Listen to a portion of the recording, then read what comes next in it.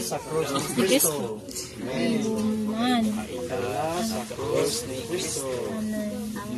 Man sa krus ni Kristo ang walay katapusang katapsanan sa Dios alang nato sigon sa pagmamayo sa pagkamatarong pagkabalaan ug himaya sa Dios nga mahimong sukaranan sa walay katapusang kaluwasan nato. Usa kinahanglan hingpit ang makailas. Gipanagna na sa Dios ang krus. Gitubos ug gipahigawas na ta ni Kristo sa tunglo sa kasuguan kay nahimo man siyang tunglo alang nato. Kay nasulat man lagi nga tinunglo ang tanang gibitay sa kahoy. Galatia 3:13. Nagpasabot ang kahoy dinhi sa krus nga hinimo sa kahoy.